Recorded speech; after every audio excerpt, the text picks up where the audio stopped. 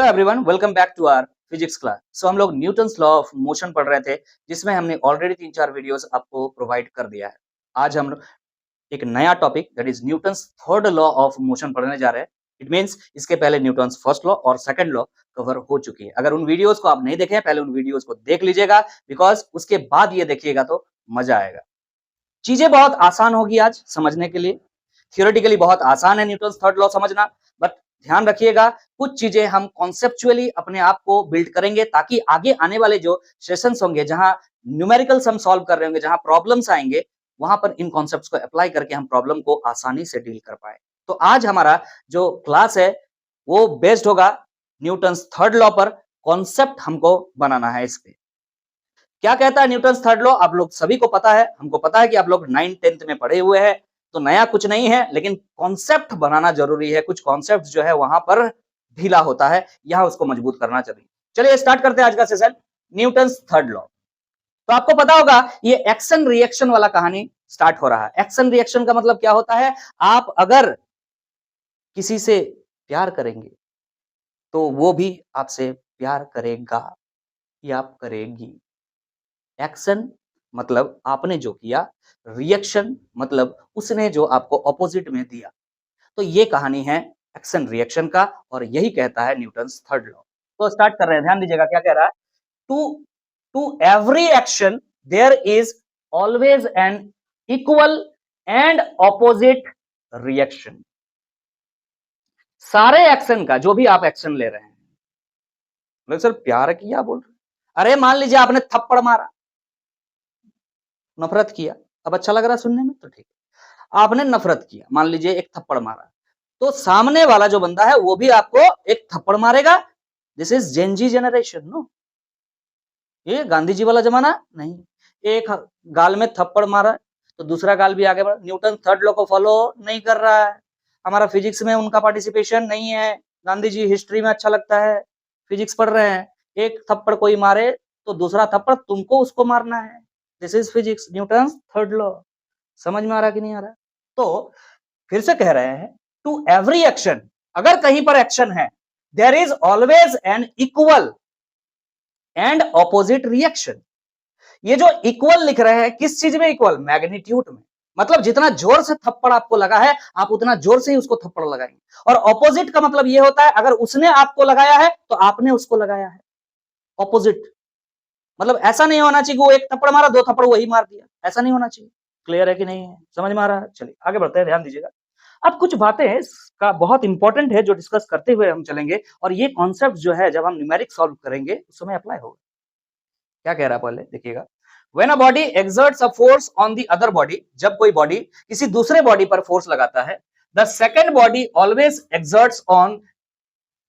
exerts an equal and opposite force on the first. जब कोई body मान के चलिए ये एक बॉडी है, ये एक बॉडी है, अरे हाथ है, ये एक बॉडी है, हंस रहे हो। एक और बॉडी हम यहां पर ले लिए, this is the second body, fine, ठीक है। ये पहला बॉडी है और ये दूसरा बॉडी है, ठीक है। अच्छा लग रहा है, ठीक है। ये देख रहे हो ध्यान से, पहला बॉडी ने क्या किया, दूसरे बॉडी को उंगली किया, अरे फोर्स लगाया यार। ये बॉडी ने दूसरा बॉडी को क्या लगाया, फोर्स लगाया। तो ये रूल क्या कह रहा है कि सेकंड बॉडी जो है फर्स्ट बॉडी पर भी फोर्स लगाएगा और उसके ऑपोजिट डायरेक्शन में लगाएगा, इधर फोर्स लगाएगा। क्लियर है कि नहीं है? क्लियर है कि नहीं है? ये हमेशा होगा। अच्छा, पहला बॉडी दूसरे बॉडी पे फोर्स लगा रहा है, लेकिन दूसरा बॉडी पहला बॉडी पे फोर्स लगाएगा। इस बात को ध्यान रखिएगा, आगे इसको कंक्लूड करेंगे हम। क्या कह रहा है देखिए, force in nature always occurs in pairs. ये इंपॉर्टेंट है, ध्यान दीजिएगा। Force in nature always occurs in pairs, always occurs in pairs. Force कभी भी अकेला नहीं आता है, ये हमेशा जोड़ा के साथ आता है। ये एक हैप्पी मैरिड कपल है जिसका डाइवोर्स कभी नहीं हो सकता है। बहुत ज्यादा डायलॉगबाजी हो रहा है शायद, ठीक है, कमिंग बैक। तो ध्यान रखिएगा, force in nature always occurs in pairs. Pairs मतलब होता है जोड़ा में होता है। मतलब आपने अगर एक फोर्स इधर से लगा दिया, तो उधर से एक फोर्स आना ही आना है, ये फिक्स है। आप बोलिएगा सर हमने इस ऑब्जेक्ट पे फोर्स लगाया ऊपर की तरफ, हाँ कि ना? इसने तो हमें कोई फोर्स नहीं लगाया। क्या बोलते हो यार? फोर्स तो लगाया, आपने अभी पकड़ के रखा है ना? बोलिए जरा, इसका वेट नीचे की तरफ है, तो वेट ही तो फोर्स है यहाँ पर। और हम पकड़ के इस तरह से रखे तो हम इसको ऊपर की तरफ फोर्स लगा रहे हैं, हाँ कि ना? तो always there is action and then there is reaction. जब भी आप किसी पर फोर्स लगाएंगे, आप पर वो ऑब्जेक्ट ऑपोजिट डायरेक्शन में इक्वल अमाउंट में फोर्स लगाएगा। आप लोग आवाज मत कीजिए, समझ में आ गया है? मतलब जो फोर्स होता है वो जो फोर्स है एक कभी नहीं आ सकता, जोड़ा में आता है। अभी जैसे कि हमने बोला हैप्पी मैरिड कपल्स है, हैप्पी मैरिड कपल्स जिसका कभी भी डाइवोर्स नहीं हो सकता है। क्लियर है कि नहीं? ये हमेशा जो है साथ साथ ही रहेगा, कभी भी अकेला फोर्स एग्जिस्ट नहीं करता है। क्लियर है कि नहीं? बोला a single isolated force is not possible, यही बात लिखा हुआ है। एक अकेला फोर्स पॉसिबल नहीं होता है। कभी भी सोच के देखिए एक बार जरा सा, किसी किसी कंडीशन में हो सकता है आप सोच पा रहे होंगे सर यहां तो एक ही फोर्स लग रहा है, तो कमेंट बॉक्स में कमेंट कीजिए, हम उसका जवाब देंगे। क्लियर है कि नहीं? ध्यान दीजिएगा। Any agent, any agent, agent का मतलब क्या है? हम लोग बोली चाली की भाषा में लोकल लैंग्वेज में जान तो खराब लगेगा हो सकता है, बट सॉरी फॉर दैट, इसे कहते हैं दलाल। क्या कहते हैं? हाँ, जो काम को करवा दे। यस और नो? बोल रहा है any agent applying a force, applying a force, वो क्या कर रहा है? बार बार वो भाषा का इस्तेमाल नहीं करेंगे, एजेंट ही बोल रहे हैं। एक एजेंट है जो क्या कर रहा है? किसी ऑब्जेक्ट पे फोर्स लगा रहा है। Any agent applying a force also experiences a force of equal magnitude but in opposite direction। अगर कोई एजेंट कोई काम का आपको करवा देता है तो आप मुफ्त में करवा देता है, उतना अमाउंट का ऑपोजिट डायरेक्शन में वो प्रॉफिट ले लेता है। जितना प्रॉफिट आपको होने वाला है ना, आपका काम करवा के उस एजेंट का उतना ही प्रॉफिट होने वाला है। तो ध्यान से सुनिएगा, अगर कोई फोर्स, यहाँ पे एजेंट क्या है? एक्सटर्नल फोर्स है। क्लियर है कि नहीं? एक्चुअली में एक्सटर्नल फोर्स है। अगर कोई ऑब्जेक्ट पर कोई फोर्स लगा रहा है, जितना अमाउंट पे फोर्स लगा रहा है, ऑपोजिट डायरेक्शन में उतना ही फोर्स उसको एक्सपीरियंस करना पड़ेगा। ऑपोजिट डायरेक्शन में, इक्वल मैग्नीट्यूड में और ऑपोजिट डायरेक्शन में। बार बार यही सब बातें आ रही है, अभी तक हम नया कोई बात नहीं कहे। बोला the force applied by the agent, जो एक्सटर्नल फोर्स मान लीजिए आप लगा रहे हैं, ये जो हमने फोर्स लगाया, ये मान लीजिए एजेंट है, फोर्स लगा रहा है, इज कॉल्ड एक्शन। जो एजेंट किसी ऑब्जेक्ट पर फोर्स लगाएगा उसको हम क्या बोलेंगे? एक्शन। और इसके इसके ऑपोजिट डायरेक्शन में जो फोर्स लगेगा, जो कि ऑब्जेक्ट इस एजेंट पे लगाएगा, एंड दी काउंटर फोर्स, इस फोर्स को क्या बोल रहा है? Counter force. क्योंकि इस फोर्स को वो क्या कर रहा है? काउंटर कर रहा है। काउंटर मतलब, काउंटर का मतलब क्या? रेसिस्ट कर रहा है। You can say it resist. आप जो फोर्स ऑब्जेक्ट पे लगा रहे हैं, वो सामने वाला जो ऑब्जेक्ट है उस फोर्स का क्या कर रहा है? अपोज कर रहा है, रेसिस्ट कर रहा है, काउंटरैक्ट कर रहा है। तो जो काउंटर फोर्स होगा experienced bye it is called reaction. तो ध्यान रखिएगा, जो एजेंट किसी ऑब्जेक्ट पे काम कर रहा है दैट इज कॉल्ड एक्शन। ठीक है? और ये ऑब्जेक्ट जो एजेंट पर काम कर रहा है इसको कहते हैं रिएक्शन। क्लियर है कि नहीं? तो एक्शन रिएक्शन पेयर एक ही साथ आता है, ये बात समझ गए होंगे। एक ही साथ आता है, कभी भी अलग नहीं होता है। ध्यान दीजिएगा, नेक्स्ट पॉइंट क्या कह रहा है? Action and reaction never act on the same body. Same body पर एक्शन और रिएक्शन दोनों नहीं हो सकता है। ध्यान दीजिएगा, एक्शन किस बॉडी पर है? सेकंड बॉडी पर। अगर इस एग्जांपल पर आप फोकस कर रहे हैं तो मान लीजिए एजेंट ने सेकंड बॉडी पर फोर्स लगाया, तो एक्शन किस पर है? सेकंड बॉडी पर है। और रिएक्शन किस बॉडी पर है? फर्स्ट बॉडी पर है। तो कभी भी एक बॉडी पर एक्शन रिएक्शन दोनों नहीं हो सकता है। हम कहना चाह रहे हैं अगर फोर्स लगाना है तो दो ऑब्जेक्ट्स होने चाहिए। क्या बोल रहे हैं? फोर्स लगाना है तो दो ऑब्जेक्ट होने चाहिए। मान लीजिए कोई आपका दोस्त जोर से साइकिल चला रहा है और आप पीछे से पकड़ करके हैं। समझ में आ रहा कि नहीं आ रहा है? तो जो दोस्त है आपका पैडल में फोर्स लगा रहा है आगे जाने के लिए, और आप उसको पीछे से पकड़ के रखे हैं तो आप पीछे फोर्स लगा रहे हैं। तो कौन सा एक्शन हुआ? आपका दोस्त जो फोर्स लगा रहा है आगे जाने के लिए और आप जो पीछे खींच के रखे, वो क्या हो गया? रिएक्शन। यहां दो बॉडी कौन है? एक है साइकिल और दूसरा है आप। समझ में आ रहा है कि नहीं आ रहा? एक्शन रिएक्शन के लिए दो बॉडीज का जरूरत होता है। सर कुछ फोर्सेस दुनिया में ऐसे होते हैं जिनको कांटेक्ट में आने की जरूरत नहीं होता है। माने हम कह रहे हैं कुछ फोर्सेस ऐसे लगते हैं जिसको टच नहीं करेंगे तो इस पे फोर्स नहीं लगा सकते, लेकिन कुछ फोर्सेस दुनिया में ऐसे भी हैं जिसको बिना टच किए भी किया जा सकता है। ध्यान दीजिएगा, हम छोड़ रहे हैं, ये अपने आप नीचे गया। क्या अर्थ इस पे टच किया हुआ है? नहीं, लेकिन अर्थ इसको नीचे खींच दिया। तो यहाँ पर इसको बोलते हैं नॉन कॉन्टैक्ट फोर्स, आगे भी पढ़ेंगे आप। एक होता है इलेक्ट्रिक फोर्स, टच करने की जरूरत नहीं। आप पढ़ेंगे मैग्नेटिक फोर्स, टच करने की जरूरत नहीं है। क्लियर है कि नहीं है? समझ में आ रहा है? तो ऐसे भी फोर्स होते हैं। टच होना जरूरी है, लेकिन दो ऑब्जेक्ट होना जरूरी है। Here there is no contact between this object and the earth, but there are two objects, one this object and another is earth. समझ में आ रहा है कि नहीं आ रहा? दो ऑब्जेक्ट होना जरूरी है। क्लियर है कि नहीं? तो एक्शन और रिएक्शन एक ही ऑब्जेक्ट पर कभी नहीं हो सकता। हम फिर कह रहे हैं, बहुत छोटी सी चीजें हैं, लेकिन टाइम दे रहे हैं, बिकॉज कॉन्सेप्चुअली दिमाग में सभी बातें सेट होना चाहिए। हम कह रहे हैं दो फोर्सेस एक साथ नहीं आ सकता है, सॉरी दो फोर्सेस कभी भी एक फोर्स नहीं आ सकता, हमेशा दो फोर्स साथ में आता है। दूसरा बात हम कह रहे हैं कि एक ही ऑब्जेक्ट पर दोनों चीज नहीं लग सकता है, एक्शन और रिएक्शन। इसके लिए दो ऑब्जेक्ट चाहिए। क्लियर है कि नहीं? आगे बात करते हैं। अगर ऐसा हो जाता, अगर किसी बॉडी पर एक्शन और रिएक्शन दोनों ही हो जाता, तो क्या हो जाता? अगर सिंगल बॉडी पर ध्यान दीजिएगा, इस ड्राइंग को बना लीजिएगा, ठीक है। इस बॉडी पर मान लीजिए एक्शन है, इधर आप फोर्स लगाएं उधर, और ये बॉडी इधर रिएक्शन लगा दिया। मतलब क्या?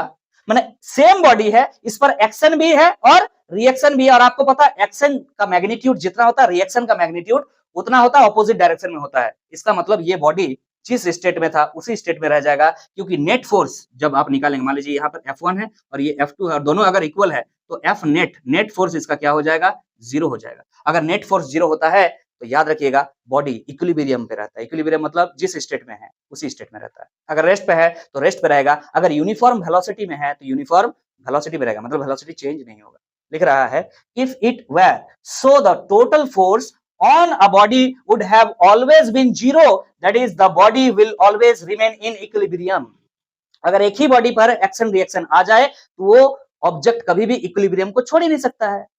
अगर इक्विलिब्रियम को छोड़ रहा है इसका मतलब पक्का ये बात है कि दो बॉडीज का बात हो रहा है। एक बॉडी में एक्शन हो रहा है, दूसरे बॉडी में रिएक्शन हो रहा है। आपको ढूंढना होगा प्रॉब्लम में कि कहां एक्शन है और कहां रिएक्शन है। बोलिए क्लियर है कि नहीं? क्या नेक्स्ट स्लाइड में चला जाए? चलिए नेक्स्ट स्लाइड में चलते, कुछ और इंपॉर्टेंट बात थर्ड लॉ ऑफ मोशन पर डिस्कस करेंगे। हम आगे बढ़ रहे हैं, ध्यान दीजिएगा। हमने यहां पर लिखा है fifth point, if F A B equal to force exerted on A by B, B A F B A is force exerted on B by A. नहीं समझ में आ रहा? देखिए ध्यान से समझाते हैं। मान लीजिए आपके पास ये एक बॉडी है, ठीक है, ये बॉडी है आपका बी। एक और बॉडी बनाते हैं। बोले सर फिर से मत बनाइए, क्या करें, आदत से लाचार है। अरे बुरा मत मानो भाई, देखो ध्यान से, ये जो बॉडी है ये ए है, इससे बेटर समझ पाएगा बच्चा, ठीक है। देखो ध्यान से, हम कह रहे हैं ये ए जो है इस बी पर फोर्स लगा रहा है, ये ए जो है इस बी पर फोर्स लगा रहा है। किस पर लग रहा है फोर्स? सबसे पहला बात, किस पर लग रहा है फोर्स? बी पर लग रहा है। तो ऐसे लिखना होता है एफ बी। कौन लगा रहा है फोर्स? ए, तो एफ बी ए ऐसे लिखते हैं, और वेक्टर होता है इसलिए वेक्टर साइन देते हैं। क्लियर है? एफ बी ए का मतलब क्या था ये देखिए अब ध्यान से, फोर्स एक्सर्टेड ऑन बी। किस पर लग रहा है? बी पर, बाय ए। क्लियर है? तो बी ए लिखा हुआ मतलब समझ जाइएगा, लग रहा है बी पर, लगा कौन रहा है? ए। ऊपर में क्या लिखा हुआ? A B. तो एफ ए बी क्या होगा? देखो ध्यान से बच्चा, ये ब्लॉक जो है इस ऑब्जेक्ट पर फोर्स लगाएगा ऑपोजिट डायरेक्शन में, F A B. F A B का मतलब क्या है? किस पर लगा है फोर्स? ए पर। ए पर लग रहा है फोर्स, लगा कौन रहा है? बी। तो यहां पे हमने लिखा if A B is the force exerted on A by B. समझ में आ रहा है कि नहीं? तो यहां पे हमने लिखा है then according to Newton's third law. Newton's third law क्या कहता है? सर एफ ए बी जो है वो इक्वल होगा एफ बी ए का। बोलो हाँ कि ना? इक्वल होगा। लेकिन सर दोनों का डायरेक्शन क्या है? ऑपोजिट है। आपको दिख रहा है, एक फोर्स का डायरेक्शन इधर है, राइटवर्ड है, एक फोर्स का डायरेक्शन लेफ्टवर्ड है। तो ऑपोजिट होने की वजह से यहां पर आपको क्या देना होगा? माइनस साइन लगाना होगा। लेकिन ध्यान रखिएगा दोनों का मैग्नीट्यूड सेम है। एफ ए बी का जो मैग्नीट्यूड है एफ बी ए का भी मैग्नीट्यूड वही है, बस डायरेक्शन ऑपोजिट है। माइनस लगाने का मतलब डायरेक्शन है ओनली, और कुछ नहीं। क्लियर है कि नहीं? ये चीजें अप्लाई कर सकते हैं हम कभी भी न्यूटन्स थर्ड लॉ को। ठीक है सर, आगे बात करते हैं। कुछ एग्जांपल्स आपको समझना जरूरी होगा, तब जाकर के फील आएगा इस टॉपिक में। ठीक है कि नहीं? तो चलिए कुछ एग्जांपल्स को पढ़ते, ध्यान दीजिएगा। 6 पॉइंट में हमने कुछ एग्जांपल्स लिया है। पहला example, a book lying on a table. एक टेबल है, इस टेबल पर जो है बुक रखा हुआ है। ये रहा एक टेबल, इस टेबल पर रखा हुआ है बुक। ये टेबल है, टेबल जैसा तो दिखना चाहिए कम से कम। सर ड्राइंग बचपन में नहीं सीखे थे क्या? हमने बचपन में नहीं सीखा, 55 में सीखा है। तो ध्यान दीजिएगा क्या कह रहा है। इस पर रखा हुआ है बुक, बुक रखा हुआ। ये है बुक, बुक के जैसा लग रहा है कि नहीं? अरे बुक के जैसा लगना चाहिए ना। नहीं सीखा है भाई, तुम लोग सीखे हो ना अच्छा से पढ़ना। तो अब देखो ध्यान से, इस पर रखा हुआ है बुक। अब ये बताओ जरा, बुक का अपना मास होगा, और इस मास के वजह से नीचे की तरफ एक वेट लग रहा होगा। कॉमन सेंस है ना, समझ में आ रहा है? ये मान लीजिए ये चीज है हमारे हाथ पे रखा हुआ, ये यहाँ रखा हुआ ही क्यों है? क्योंकि ग्रेविटी नीचे खींच रहा है, दैट इज वेट। फोर्स ही तो वेट है।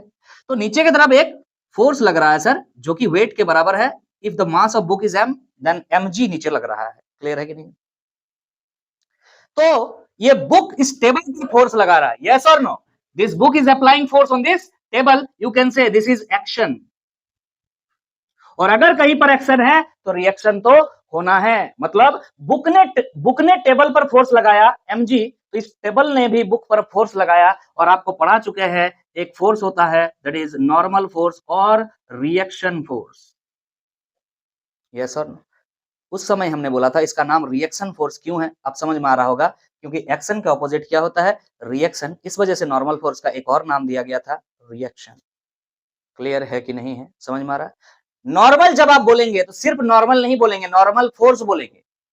लेकिन जब रिएक्शन बोलेंगे तो रिएक्शन फोर्स बोलने की आवश्यकता नहीं है, आपको सिंपल क्या बोलना है? Reaction, because reaction itself is a force.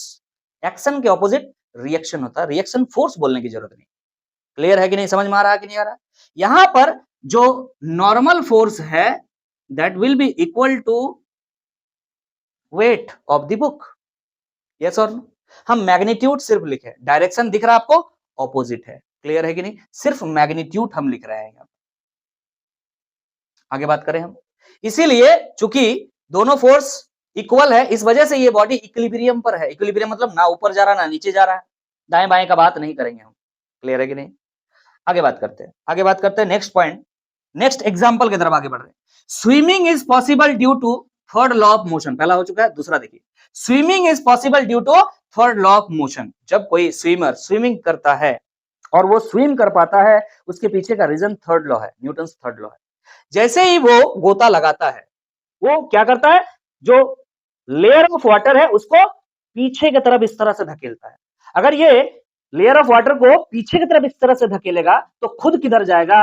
आगे। कौन लेके जा रहा है? वाटर। समझ में आ रहा है? You are applying force on water backward and the water is applying force on you forward, आगे की तरफ। समझ में आ रहा है कि नहीं? न्यूटन्स थर्ड लॉ की वजह से कोई स्विमर स्विम कर पाता है। आप जितना ज्यादा फोर्स लगाएंगे उतना तेजी से आप आगे की तरफ जाएंगे। यहां फोर्स का गेम है। Next, when a gun is fired the bullet moves forward, the gun recoils backward. देखिए ध्यान से, गन। अब फिर मत हंसना हराम, गाली निकल गया यार, इसको म्यूट कर देना यार। तो अब एक गन बना रहा है, ठीक है? गाली गलौज निकल जाता है, क्या करे बोलो। कोई बात नहीं, जिसको अच्छा नहीं लग रहा मत देखिए। तो क्या कह रहे हैं, ये गन है, ठीक है? अब जब बुलेट फायर होता है, बुलेट जब फायर होता है, क्लियर है कि नहीं? बुलेट जब फायर होता है तो ये आगे की तरफ मूव करता है, इसको हम कह रहे हैं एक्शन। लेकिन ध्यान दीजिएगा, जब भी बुलेट फायर होता है, ये बुलेट तो आगे चला जाता है, दैट इज एक्शन। लेकिन ये गन झटका से पीछे आता है, दैट इज कॉल्ड रिकॉयल। पीछे की तरफ आता है, पीछे की तरफ गन आता है, दिस इज रिएक्शन। तो यहां हमने लिखा था ये चीज, bullet moves forward, this is action, and the gun recoils backward, this is reaction. बोलिए समझ में आ रहा कि नहीं आ रहा? आगे बात करते हैं। Rebounding of rubber ball takes place due to third law of motion. Rebounding of rubber ball है क्या? हाँ, बहुत सारे रबर बॉल है, केमिस्ट्री पढ़ाते समय यूज कर रहे थे ना, यहाँ पे है कि नहीं है? हाँ, एक्स्ट्रा में रखा हुआ है, 1 मिनट, चलिए देखिएगा ध्यान से। ये है हमारे पास रबर बॉल, ठीक है, रीबाउंड होता है कि नहीं होता है? बोले सर हमको नहीं पता, तो देखिए ध्यान से, हमने अरे भाई, अरे भाई, अरे भाई, अरे भाई, आप लोगों को कैमरा में तो नहीं दिख रहा होगा, बट यहाँ पे सरफेस में हम एक काम करते हैं, वहाँ पे हमने छोड़ा था तो वो वाल उस तरह का नहीं था। अब देखिए ध्यान से, इतना तो आया होगा कम से कम, यहाँ से छोड़ रहे हैं, लेकिन इतना हाइट तक आया नहीं, इसके पीछे कारण है, दिस इज कॉल्ड डैम्पिंग। हम वेव्स में पढ़ेंगे ये चीज, ठीक है। लेकिन बाउंस हुआ कि नहीं हुआ? जितना जोर से, जितना फोर्स से ये टकराया होगा ग्राउंड में, उतना ही फोर्स से वो ग्राउंड भी इस पर जो है फोर्स लगाया है अपोजिट डायरेक्शन में, but in spite of that force ये उतना ऊपर तक नहीं जा पाया, बिकॉज एक और फोर्स काम करने लगा, ग्रेविटी।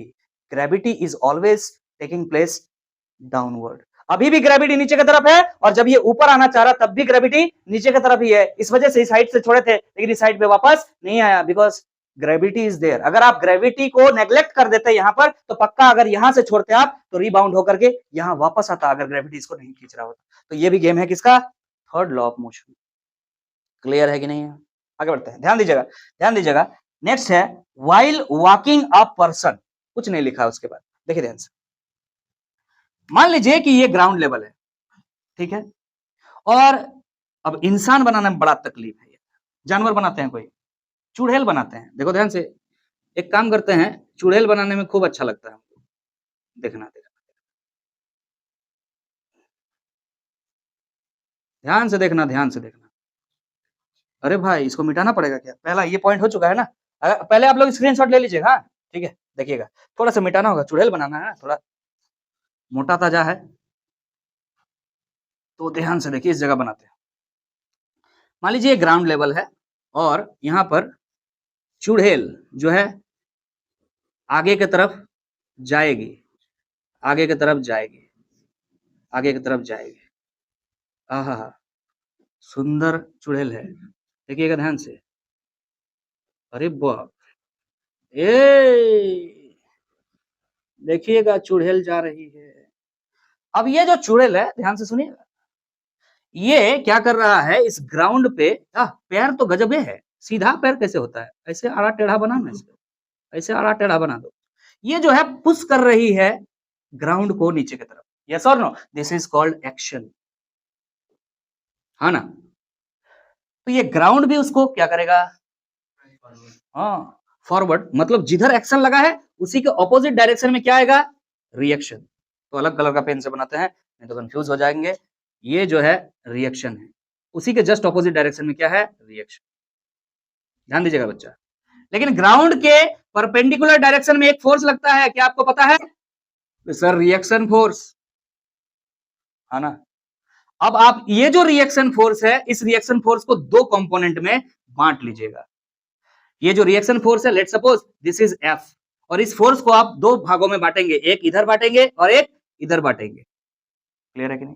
मान लीजिए ग्राउंड लेवल से आप थीटा एंगल पर एक्शन लगा रहे थे, ये जो चुड़ैल थीटा एंगल पर एक्शन लगा, तो अगर ये थीटा है तो ये भी थीटा होगा, तो रिएक्शन जो है that is F cos theta यहां पर आ जाएगा, और यहां पर क्या आ जाएगा? एफ साइन थीटा आ जाएगा। क्लियर है कि नहीं?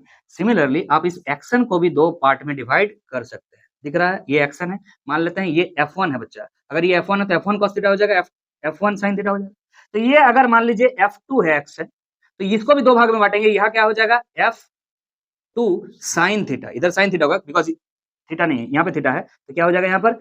F2 cos theta. ध्यान दीजिएगा, अगर ये इक्विलिब्रियम पे है, अगर F2 cos थीटा और F1 cos थीटा सेम हो जाएगा, तो ये कभी आगे नहीं बढ़ पाएगी। इसका मतलब इसका F1 cos थीटा ज्यादा है किससे? F2 cos थीटा से, इसलिए वो आगे बढ़ पा रही है। क्लियर है कि नहीं? और ऊपर पर फोर्स देखिए, R और F1 sin theta, R plus F1 sin theta that will be equal to F2 sin theta. लिखने भूल गए, sin थीटा, क्योंकि ऊपर नीचे मोशन नहीं हो रहा है, सिर्फ ये आगे चल रही है। अगर ऊपर जा रही है तो ऊपर जा रही, तो समझिएगा ऊपर इस वजह से जा पा रही होगी कि ये दोनों फोर्स का जो समेशन है वो ज्यादा हो जा रहा है, किसके कंपैरिजन में? F2 sin थीटा के कंपैरिजन में। बहुत ज्यादा अगर स्पीडली हमने बता दिया तो काइंडली एक बार और पीछे जाइएगा, थोड़ा स्लो करके देख लीजिए। क्लियर है कि नहीं? इंपॉर्टेंट बात है, तो ध्यान रखिएगा इस बात। आगे बात करते हैं। नेक्स्ट पॉइंट क्या कह रहा है? It is difficult to work on sand and ice. Sand पर आप दौड़ रहे हैं, क्या आसान होता है कि जमीन पर दौड़ना आसान होता है? जमीन पर, ग्राउंड में जो दौड़ना आसान होता है, सैंड पर नहीं। क्यों सैंड पर नहीं? बिकॉज सैंड जो है वो रिजिड नहीं। आप जैसे उस पर फोर्स लगाते हैं पैर के हेल्प से, वो क्या हो जाता है? धंस जाता है, वो उतना रिएक्शन नहीं लगा पाता है। समझ में आ रहा है कि नहीं यार? इस वजह से। और आइस में बोले सर हमको ठंडा लग जाता है। नहीं भाई, ठंडा लग जाता है वहां ये फिजिक्स नहीं चल रहा है, यहाँ मोशन के बारे में बात हो रहा है। असल में आइस का जो लेयर होता है वो क्या होता है? स्लिपरी होता है, स्लिप करता है। मतलब जैसे ही आप पीछे की तरफ फोर्स लगाएंगे ना, आप खुद ही स्लिप कर जाएंगे पीछे, तो आगे कहां से बढ़िएगा? दोनों के पीछे रीजन अलग है। सैंड में इसलिए आप फास्ट नहीं दौड़ पाएंगे क्योंकि जैसे ही आप सैंड पे फोर्स लगाएंगे वो सैंड धंस जाएगा। समझ में आ रहा कि नहीं आ रहा? वो ऑपोजिट डायरेक्शन में उतना फोर्स तुरंत नहीं लगा पाएगा। और आइस में नहीं दौड़ पाएंगे इस वजह से नहीं कि ठंडा लगेगा, आइस में नहीं दौड़ पाएंगे इस वजह से क्योंकि आप स्लिप कर जाएंगे पीछे की तरफ। समझ में आ रहा कि नहीं आ रहा? आगे बात करते हैं। इट इज डिफिकल्ट, तो आगे बात करते हैं। Driving a nail into a wooden block without holding the block is difficult. ध्यान दीजिएगा, ये हमारे पास एक वुडन ब्लॉक है, आपको दिख रहा है, ये एक वुडन ब्लॉक है। इस वुडन ब्लॉक में हमको एक नेल, समझ में आ रहा? नेल हमको डालना है।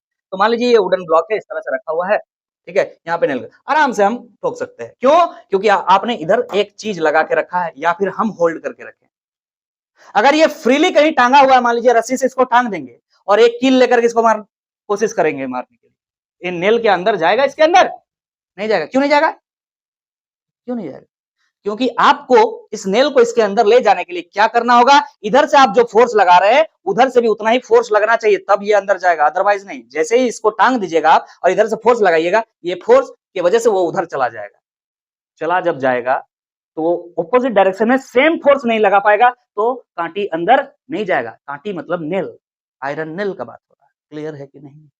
अरे समझ में आ रहा कि नहीं? तो अब हम एक काम करते हैं, ध्यान दीजिएगा। आपने अभी न्यूटन्स थर्ड लॉ के सारे एग्जाम्पल्स को भी देखा, थोड़ा फील हुआ होगा कि action and opposite reaction, action जो होता है उसका रिएक्शन ऑपोजिट डायरेक्शन में होता है।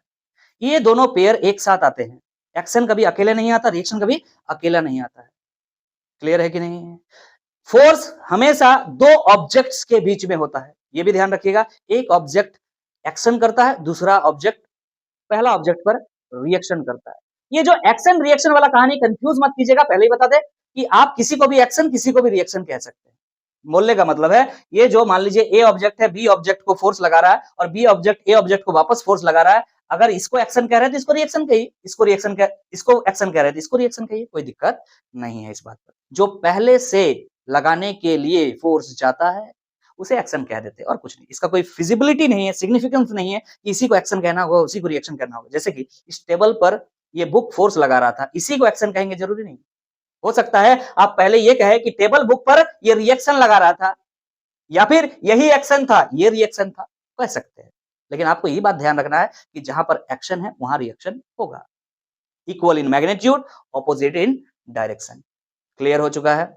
अगर क्लियर हो चुका है तो हम अब नेक्स्ट टॉपिक की तरफ आगे बढ़ेंगे। That is very important and you have already studied in last chapter, I think, that is frame of reference.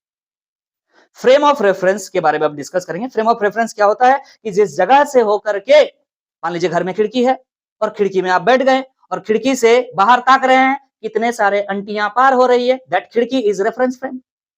जहां से आप ऑब्जेक्ट्स के मोशन को ऑब्जर्व करते हैं, that is called reference frame. आपने आज तक यही पढ़ा है। बट आज हम टाइप ऑफ रेफरेंस फ्रेम के बारे में बात करेंगे because it is important. Now we are discussing about, we are dealing about the forces. तो force is the cause of motion.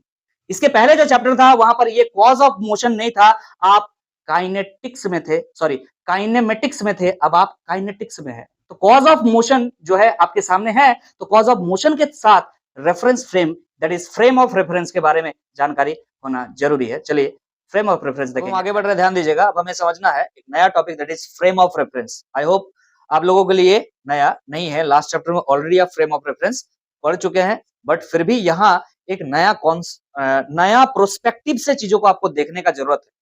तो फिर से हम लास्ट चैप्टर में जो आप पढ़े थे वहीं से शुरुआत करेंगे। फ्रेम ऑफ रेफरेंस क्या है? एक ऐसा जगह, एक ऐसा फ्रेम जिस जगह पर बैठ के ऑब्जर्वर ये देखता है कि दुनिया में क्या-क्या घटनाएं हो रही है, उस जगह पर, उसी जगह को क्या बोला जाता है? Frame of reference. जिस जगह बैठ करके ये ऑब्जर्व किया जाता है कि चीजें क्या-क्या हो रही है। तो देखिए ध्यान से क्या लिख रहा है, a frame in which an observer is situated and makes observation is known as his frame of reference. तो फ्रेम ऑफ रेफरेंस क्या है? ऐसा फ्रेम जिस जगह पर कोई ऑब्जर्वर बैठा रहता है और वो डिसाइड करता है कि क्या-क्या इवेंट्स हो रहे हैं। क्लियर है कि नहीं? That is frame of reference. आगे लिख रहा फ्रेम ऑफ रेफरेंस के बारे में, इसे आप रेफरेंस फ्रेम सिंपली कहते हैं। Simply the reference frame is associated with a coordinate system. Reference frame के पास क्या-क्या होता है उसके बारे में बात कर रहे हैं। Reference frame is associated with a coordinate system. एक कोऑर्डिनेट सिस्टम होता है इसके पास। मतलब कोऑर्डिनेट सिस्टम मतलब X axis, Y axis, Z axis. इसके पास एक कोऑर्डिनेट सिस्टम होता है। It has coordinate system X, Y and Z direction. Clear है कि नहीं?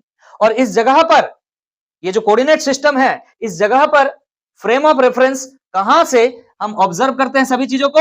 यहां से, दैट इज ओरिजिन से। इसको हम क्या कहते हैं? Frame of reference. ये हमारा वो खिड़की है जिस खिड़की से हम बाहर झांक के देखते हैं कि कौन कितना लोग पार हो रहा है। ये वो खिड़की। This is the frame of reference. आगे बात कर रहा है एंड अ क्लॉक। ऑब्जर्वर के पास दो चीजें हैं। एक क्या है? फ्रेम ऑफ रेफरेंस कहां बैठा हुआ है, और दूसरा हाथ में घड़ी पहना हुआ है। क्योंकि टाइम को तो आप रोक नहीं सकते हो, टाइम चलता जाएगा। आप बैठे हुए कुछ भी ऑब्जर्व नहीं किए हो, बट फिर भी टाइम तो चलता जाएगा। मतलब रेफरेंस फ्रेम के पास दो चीजें हैं। एक तो कोऑर्डिनेट सिस्टम है जो आप देख पा रहे हैं, और दूसरा क्या है? एक क्लॉक है। कोऑर्डिनेट सिस्टम का यूज करके ये रेफरेंस फ्रेम क्या करता है? पोजीशन पता करता है कि कोई पार्टिकल कहां था, अब कहां है। और टाइम देखने के लिए क्या? क्लॉक का जरूरत होता है कि पर्टिकुलर टाइम पे ऑब्जेक्ट कहां था, और नाउ ये पर्टिकुलर टाइम पर ये ऑब्जेक्ट कहां है। तो दो चीजों का जरूरत होता है। एक तो पोजीशन जानकारी होना जो कि कोऑर्डिनेट सिस्टम हेल्प करता है, और दूसरा क्लॉक, ये टाइम पता करता है। तो coordinate system is associated with two things. One is coordinate system, second is clock. ध्यान रखिएगा इस बात को, टाइम मेजर करने के लिए। फिर से बढ़ रहा है, reference frame is associated with a coordinate system and a clock, ध्यान दीजिएगा, and a clock to measure the position and time, of events happening in the space में जो भी इवेंट्स हो रहे हैं, जो भी घटनाएं हो रहे हैं, उसका हम पोजीशन पता करेंगे by the help of coordinate system, और टाइम पता करेंगे उस इवेंट का कि कब हो रहा है और कब से कब हो रहा है, बाय द क्लॉक। क्लियर है कि नहीं है? समझ में आ रहा है कि नहीं आ रहा? आगे बात करते हैं। ये दोनों के हेल्प से, कोऑर्डिनेट सिस्टम और क्लॉक, ये दोनों के हेल्प से हम दुनिया का हर फिजिकल क्वांटिटी मेजर कर सकते हैं। क्या कह रहा है यहां पे देखिएगा, we can determine all the physical quantities like position, velocity, acceleration etcetera of an object in this coordinate system. इस कोऑर्डिनेट सिस्टम के हेल्प से हम कुछ भी निकाल सकते हैं, पोजीशन भी निकाल सकते हैं, वेलोसिटी भी, एक्सेलरेशन भी, कुछ भी, by the help of reference frame, you can से by the help of coordinate system. तो ध्यान दीजिएगा, मान के चलिए लेट सपोज कोई एक पर्टिकुलर टाइम t1 पर पार्टिकल यहां था, इसका पोजीशन क्या है? तो पोजीशन के लिए आप क्या करते थे सर? पोजीशन वेक्टर निकालते थे। दिस इज r1 वेक्टर, इस तरह से लिखते थे। मान लीजिए a पॉइंट पर ये पार्टिकल था, किसी टाइम t2 पर ये पार्टिकल यहां पर पहुंच चुका है। इस पार्टिकल का पोजीशन आप किस तरह से मेजर करते थे? यहीं से आप ओरिजिन से ही आप लाइन को मिलाते थे और इससे क्या कह देते थे? Second position vector. यस और no? These are the positions of particle at point A and at point B, दो डिफरेंट पॉइंट पे, ऐसे 1000 डिफरेंट पॉइंट्स हो सकते हैं, तो आप पोजीशन ऐसे निकाल सकते हैं। और किस किस टाइम पर ऐसा है, उसके लिए क्लॉक का जरूरत पड़ेगा। अगर आपको पोजीशन पता चल जाता तो वेलोसिटी तो पता कर ही सकते हैं कि अगर इस पोजीशन से इस पोजीशन को जाने में कितना टाइम लगा, ये पता चल जाए। अगर आपको अभी टाइम पता है, जब ये पार्टिकल ए पर है, मान लीजिए यहां पर जो टाइम हो रहा है 9 AM हो रहा है, 9 AM हो रहा है, और जब ये पार्टिकल को आपने बी पॉइंट पर पाया, उस समय जो टाइम हो रहा था 10 AM हो रहा था। तो क्या आप ये डिसाइड नहीं कर पाएंगे कि इसका वेलोसिटी कितना था? क्योंकि आपको पोजीशन पता है। अगर पोजीशन पता है तो वेलोसिटी निकाल सकते हैं क्योंकि टाइम पता है। क्लियर है कि नहीं? What is velocity? Displacement by time. तो डिस्प्लेसमेंट कैसे होता है, पता है ना? Final position vector minus initial position vector. जैसे आप कर देंगे यहां जो डिस्प्लेसमेंट है इनिशियल टू फाइनल डायरेक्शन में होता है और डेल्टा आर वेक्टर लिखते हैं। So this divide by time, time taken कितना है 9 बजे से 10 बजे के बीच 1 घंटा टाइम होता है भाई, तो डेल्टा टी का 1 वैल्यू हो गया, आंसर निकाल लोगे आप वेलोसिटी, तो वेलोसिटी निकल गया। अगर आपको वेलोसिटी पता चल गया तो एक्सेलरेशन पता चल जाएगा ना, अगर वेलोसिटी चेंज हो रहा होगा तो एक्सेलरेशन आएगा, नहीं तो नहीं आएगा। इस तरह से सारे फिजिकल क्वांटिटीज आप इस कोऑर्डिनेट सिस्टम की मदद से निकाल सकते हैं। आगे बात करते हैं, आप ऑलरेडी जानते थे जो आज का मुद्दा है हमारा, जो आज हम इस चैप्टर में फ्रेम ऑफ रेफरेंस पढ़ रहे हैं, आज का जो मुद्दा है वो ये है। असल में frame of reference are of two types. Frame of reference दो तरह के होते हैं, एक फ्रेम ऑफ रेफरेंस को बोलते हैं इनर्शियल फ्रेम ऑफ रेफरेंस और दूसरा है non inertial frame of reference. ये आज का मुद्दा एक्चुअल है। तो हम चलिए ये इनर्शियल फ्रेम ऑफ रेफरेंस फिर non inertial frame of reference, इन दोनों को समझने का प्रयास करेंगे, because this is important for mechanics to understand. अब हम आगे बढ़ रहे, ध्यान दीजिएगा, हमें इनर्शियल फ्रेम ऑफ रेफरेंस पहले समझना, अगर ये समझिएगा तो नॉन इनर्शियल आपको समझ में आ जाएगा। मेन मुद्दा इनर्शियल का है। बात यह है कि अ frame of reference which is at rest, अगर कोई फ्रेम ऑफ रेफरेंस रेस्ट पर है और which is moving with uniform velocity along a straight line, अगर कोई फ्रेम ऑफ रेफरेंस रेस्ट पर है या वो मूविंग है, मोशन पर है, लेकिन with uniform velocity, it is not changing its velocity and along this straight line. इस बात को भी ध्यान रखना होगा, क्योंकि अगर आप डायरेक्शन बदल दोगे ना तो वेलोसिटी का मैग्नीट्यूड अगर ना भी बदले तो वेलोसिटी का डायरेक्शन बदल जाएगा, अगर वेलोसिटी का डायरेक्शन भी बदल जाता है तो एक्सेलरेशन आ जाता है। तो एक्सेलरेशन नहीं आना चाहिए, बोलने का मतलब ये है, आगे जाकर हम पढ़ेंगे, ये बातों को भी लिखे। तो पहला बात, अगर कोई फ्रेम ऑफ रेफरेंस आपके पास रेस्ट पर है, ये जो फ्रेम ऑफ रेफरेंस आपको दिख रहा है, मान लेते हैं इसमें एक एक्स कोऑर्डिनेट है, एक वाई कोऑर्डिनेट है, जेड भी है, हम नहीं लिख रहे हैं, ये किस पर है, रेस्ट पर है, यहां से सारी चीजें ऑब्जर्व हो रही है तो ये रेस्ट पर है हम कह रहे हैं। या फिर अगर ये फ्रेम ऑफ रेफरेंस, ये जो फ्रेम ऑफ रेफरेंस आपने बनाया है, सारा ऑब्जर्वेशन जो यहां से आप कर रहे हैं, ये मोशन पर है, ये चल रही है मोशन पे with v velocity, that is constant velocity मान लेते हैं। क्लियर है कि नहीं? स्ट्रेट लाइन में चलना चाहिए। जैसे मान लीजिए आप ही रेफरेंस फ्रेम है और आप इस तरह से चलते जा रहे हैं, इस तरह से चलते जा रहे हैं, डरिएगा मत, हम ही हैं, समझ में आ रहा है? कांस्टेंट वेलोसिटी से चलते जा रहे हैं, आप खुद भी रेफरेंस फ्रेम हो सकते हैं ना, frame of reference, and you are moving, हो सकता है ऐसा, कोई दिक्कत नहीं। हो सकता है जो खिड़की के बारे में हम बात कर रहे थे वो खिड़की बस का खिड़की है ना, घर का खिड़की की जगह बस का खिड़की भी हो सकता है, and that bus is moving with velocity, with constant velocity U में से, and that frame of reference will be called as inertial frame of reference. फिर से कह रहे हैं, a frame of reference which is at rest और which is moving with uniform velocity along a straight line is called an inertial frame of reference, shortcut में FOR लिखा कीजिएगा। Clear है कि नहीं है? देखिए ध्यान से, इनर्सिया मेंटेन कर रहा है, ये जो फ्रेम ऑफ रेफरेंस है वो क्या कर रहा है, इनर्सिया मेंटेन कर रहा है, इनर्सिया ऑफ रेस्ट और inertia of motion. Inertia of rest मतलब हो गया रेस्ट पे है तो रेस्ट पे ही रहने का कोशिश कर रहा है, इनर्सिया ऑफ मोशन का मतलब अगर वो यूनिफॉर्म वेलोसिटी से मूव कर रहा है तो यूनिफॉर्म वेलोसिटी से ही मूव करता रहेगा। क्लियर है कि नहीं है? एक्सेलरेट नहीं होना चाहिए। आगे बात करते हैं, कह रहा है next point, an inertial frame of reference Newton's law of motion holds good.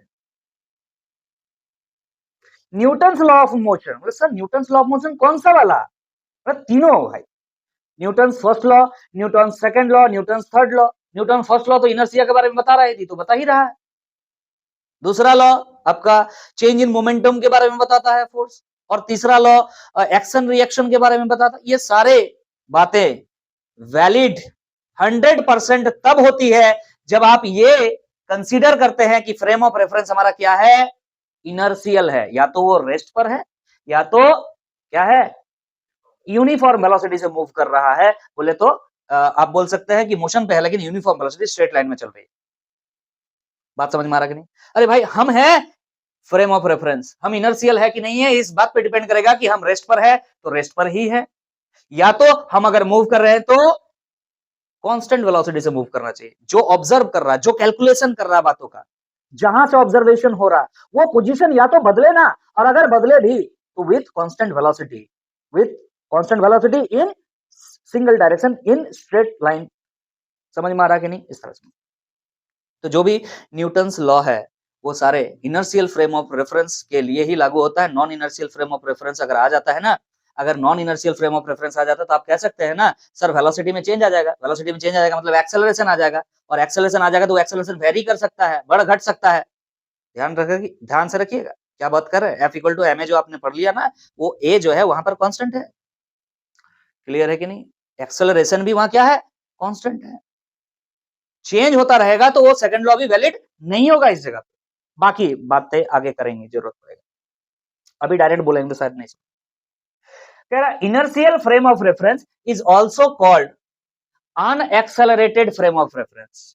इसे हम अनएक्सेलरेटेड फ्रेम ऑफ रेफरेंस भी कहते हैं। क्यों कहते हैं समझ में आ रहा होगा। ये फ्रेम ऑफ रेफरेंस अगर चल भी रहा है तो कांस्टेंट वेलोसिटी से चल रहा है, वेलोसिटी चेंज नहीं होगा तो एक्सेलरेशन नहीं आएगा, इसीलिए कह रहे हैं अनएक्सेलरेटेड फ्रेम ऑफ रेफरेंस। दूसरा बात, इसे और क्या कह सकते हैं, और न्यूटोनियन। न्यूटोनियन इसलिए क्योंकि इस रेफरेंस फ्रेम में न्यूटन के सारे लॉज को हम अप्लाई कर सकते हैं, पढ़ सकते हैं, इसलिए इसे न्यूटोनियन फ्रेम ऑफ रेफरेंस भी कहा जाता है।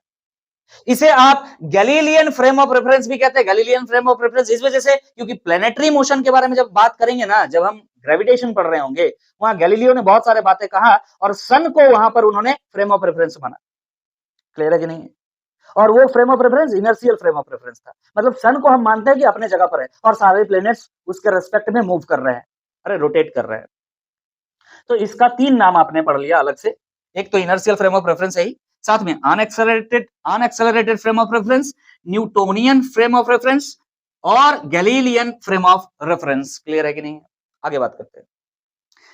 Ideally no inertial frame of reference in universe exist in universe. Ideally, सुनो सुनो, बोलता है ना, देखो रे ये जो बच्चा है ना बहुत अच्छा बच्चा है, आइडियल बच्चा है, आइडियल बच्चा है, बोला जाता है ना, आदर्श हिंदी में बोला जाता है। तो ये जो आदर्श है ना 100% नहीं होता। 100% आदर्श का मतलब वो झूठ नहीं बोलेगा। अगर कुछ भी गलत काम किया है तो वो झूठ नहीं बोल रहा है। जो भी टीचर उसको बोल रहा है, जो भी उसका माता पिता उसको बोल रहा है, सारा नियम को पालन करके चल रहा है, ऐसा नहीं हो सकता है।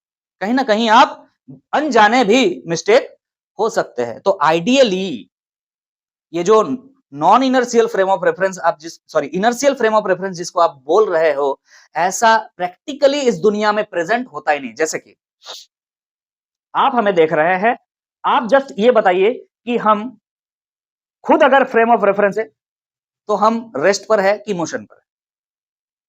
आप बहुत बच्चे, आप अगर बैठे हुए हैं तो मुझे देख रहे होंगे तो लग रहा होगा कि हम भी रेस्ट पर है, लेकिन एक्चुअली में अर्थ के साथ हम कांटेक्ट में, अर्थ रिवॉल्व कर रहा है सन के अराउंड, तो हम भी साथ में सन का रिवॉल्यूशन कर रहे हैं, है कि नहीं? नहीं बोला जाता सूर्य मंदिर होता है, चारों तरफ परिक्रमा करना चाहिए, अरे एक जगह खड़ा रहो, अपने आप परिक्रमा हो जाएगा। समझ में आ रहा? साइंस जिसको पता है वो है शरीर को बर्बाद, सूर्य का परिक्रमा करना है ना, तो एक्चुअली में सूर्य का परिक्रमा तो कर ही रहे हैं हम लोग, नहीं कर रहे हैं क्या? कर रहे हैं। तो एक्चुअली में प्रैक्टिकली ये पॉसिबल नहीं होता है, लेकिन हमें अगर कुछ एक्सपेरिमेंट्स करना है, कुछ समझना है, तो हम एज्यूम करते हैं कि ये जो फ्रेम ऑफ रेफरेंस है, हमारा जो घर का खिड़की है, वो एक ही जगह पर है। असल में वो घर ही तो घूम रहा है लेकिन हम मानते हैं कि जो घर का खिड़की है वो एक ही जगह होल्ड किया हुआ है। समझ में आ रहा कि नहीं आ रहा? आगे लिख रहा है, for practical purpose a frame of reference may be considered as inertial if its acceleration is negligible with respect to the acceleration of the object to be measured। मतलब मान लीजिए आपके पास एक फ्रेम ऑफ रेफरेंस है, अरे frame of reference मतलब बस है, मान लेते हैं बस है तेरा फ्रेम ऑफ रेफरेंस। क्लियर है कि नहीं? बस में तू बैठा हुआ है और तुमको मेजर करना है, तुम्हारे बगल से एक कार जो है मूव करके जा रही है, you are watching that car outside from the window. Clear है कि नहीं? लेकिन आपका बस मूव कर रही है बट नेग्लिजिबल एक्सेलरेशन है। नेग्लिजिबल एक्सेलरेशन का मतलब समझ में आ रहा है? थोड़ा सा कभी कभी स्पीड हो रहा, थोड़ा सा कभी कभी स्लो हो रहा, मतलब वेलोसिटी कांस्टेंट है, चल रही है लेकिन वेलोसिटी कांस्टेंट है, थोड़ा सा कम बेसी हो रहा है। बात समझ में आ रहा कि नहीं आ रहा? लेकिन जिस कार के बारे में आप ऑब्जर्व कर रहे हैं वो तो झट से आपको, आपके बस को पार करते हुए आगे चला गया। समझ में आ रहा है ना? उस सिचुएशन में आप बस को इनर्शियल फ्रेम ऑफ रेफरेंस मान सकते हैं अगर आपका बस या तो कांस्टेंट वेलोसिटी से चल रही है या थोड़ा बहुत वेलोसिटी में चेंजेस कर रही है। समझ में आ रहा है? मतलब फ्रेम ऑफ रेफरेंस का जो एक्सेलरेशन होगा एकदम नेग्लिजिबल होगा in comparison to the observation of the object. मतलब जो जिस ऑब्जेक्ट के बारे में डिस्कशन कर रहे हैं उसका जो एक्सेलरेशन होगा in comparison to that acceleration, जो फ्रेम ऑफ रेफरेंस है उसका एक्सेलरेशन काफी कम होना चाहिए, नेग्लिजिबल होना चाहिए, तब हम उसको inertial frame of reference consider कर सकते हैं। बोलिए क्लियर है कि नहीं? आप कहेंगे, देखिए ध्यान से देखिए, मान लीजिए ये चीज है, ये ऑब्जेक्ट है, इस ऑब्जेक्ट को हम छोड़ दे रहे हैं, ये नीचे की तरफ आ गया। तो क्यों आ गया? क्योंकि अर्थ ने इसको मूव किया। हमने आपको पहले भी बताया है कि अगर कोई ऑब्जेक्ट को कोई पुल कर रहा, मतलब फोर्स लगा रहा है, तो दूसरा ऑब्जेक्ट भी पहला ऑब्जेक्ट को पुल कर रहा होगा। हाँ ना? हाँ ना?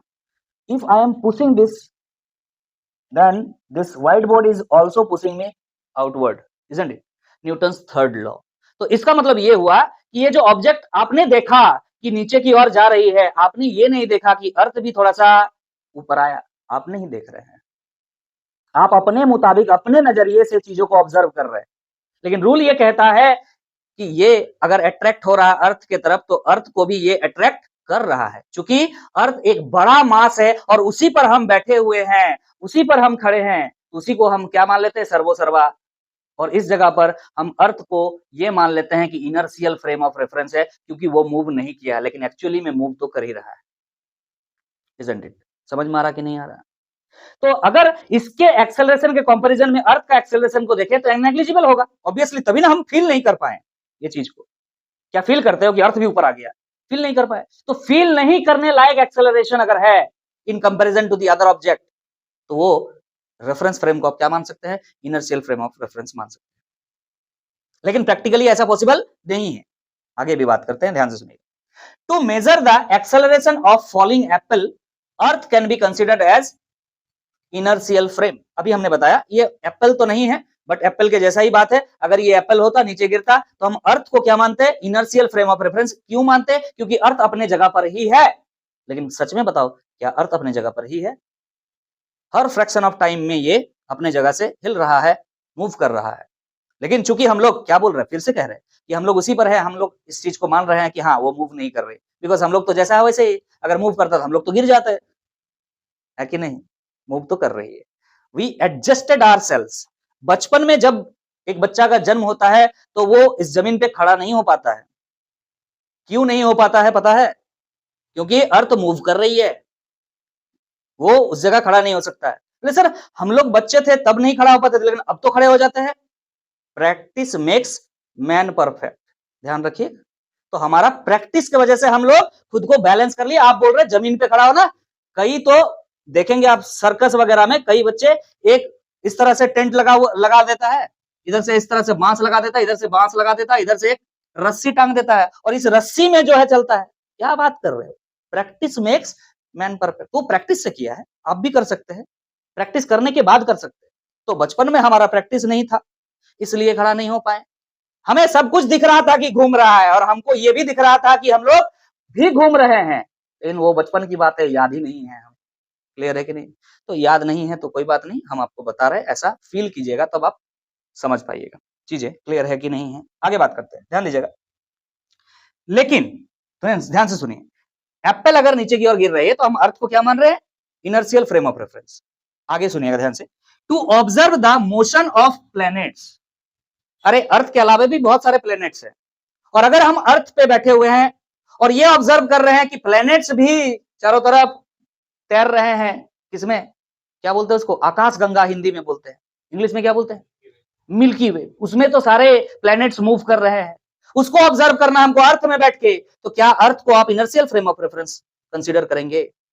अरे ये छोटा सा ऑब्जेक्ट से आप अर्थ को कंपेयर किए तो आप इनर्शियल फ्रेम ऑफ रेफरेंस मान लिए। अब प्लैनेट्स के बारे में डिस्कशन हो रहा है, वो प्लैनेट्स मूव कर रहे हैं, साथ में आप भी मूव कर रहे हैं भाई साहब।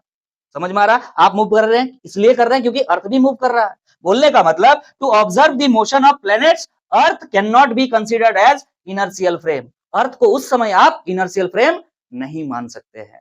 बड़े बड़े ऑब्जेक्ट्स का मोशन के बारे में, ऑब्जेक्ट मतलब प्लैनेट्स का मोशन के बारे में बात कर रहे हैं, वो जिस तरह से मोशन कर रहा है अर्थ भी तो उसी तरह से कर रहा होगा, तो आपको उस समय कंसीडर करना होगा कि ये क्या है?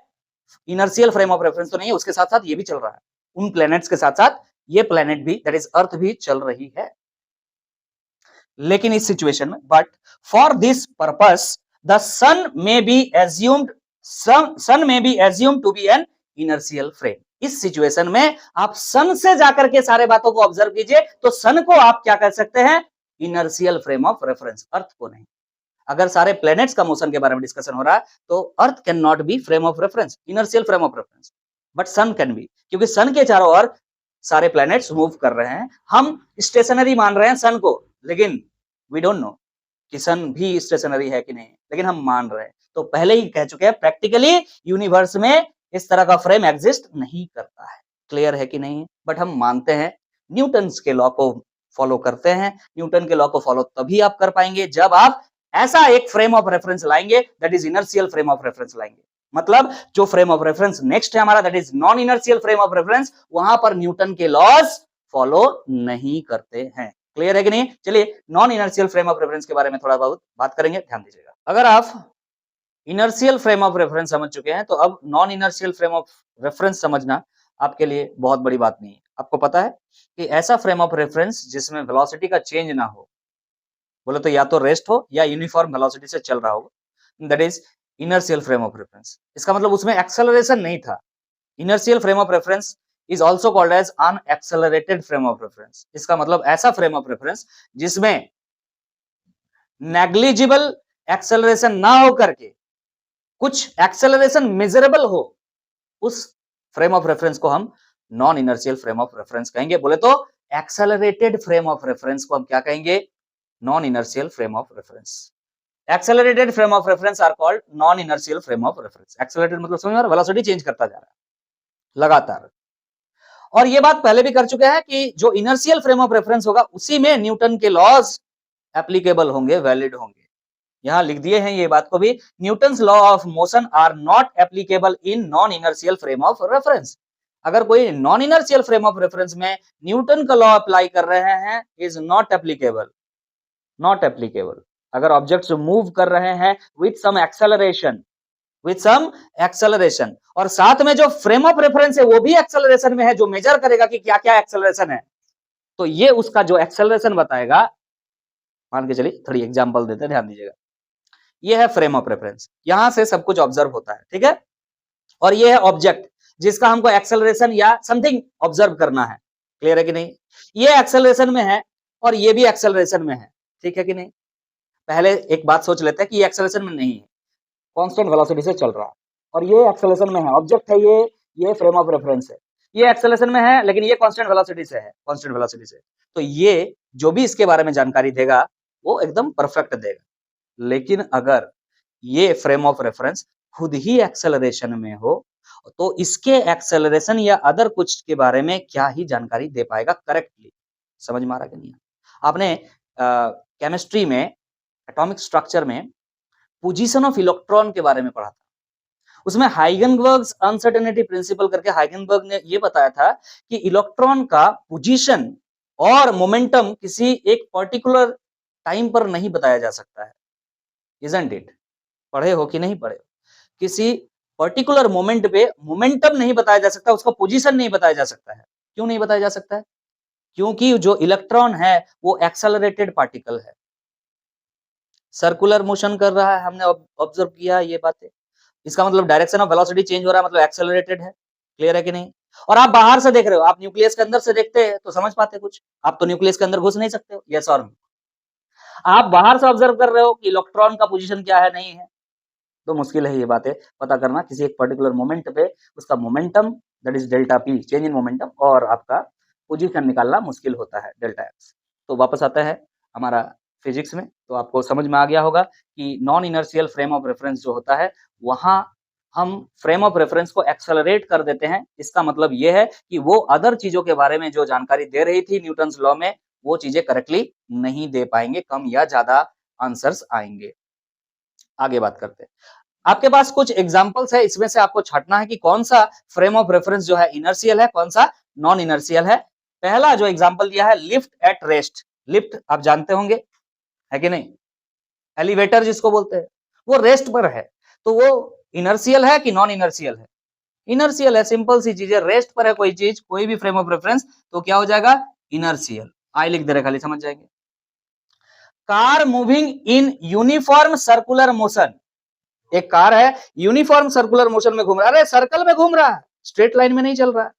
अगर सर्कल में घूम रहा है तो पक्का एक्सेलरेटेड मोशन है, अरे सेंट्रीपेटल एक्सेलरेशन होता है, तो ये नॉन इनर्शियल का कैटेगरी में आप चले गए। आगे बात करते हैं, यहां पर है लिफ्ट मूविंग अप और डाउन। लिफ्ट अब जो है मूव कर रहा, या तो अप या तो डाउन मूव कर रहा है विथ कांस्टेंट वेलोसिटी, लेकिन वेलोसिटी कांस्टेंट है, मतलब यूनिफॉर्म मोशन है। और लिफ्ट हमेशा स्ट्रेट लाइन में ही मूव करता है, तो यूनिफॉर्म वेलोसिटी के साथ अगर स्ट्रेट लाइन में कोई मूव कर रहा है तो वो क्या है, इनर्शियल फ्रेम ऑफ रेफरेंस है, ये इनर्शियल हो गया। आगे बात करते हैं, car moving with constant velocity in straight line. एक कार है जो स्ट्रेट रोड में, स्ट्रेट रोड लिखा हुआ है, स्ट्रेट रोड में यूनिफॉर्म वेलोसिटी के साथ चल रहा है, तो वो inertial non inertial, inertial, velocity change नहीं हो रहा है और स्ट्रेट लाइन में भी चल रहा है।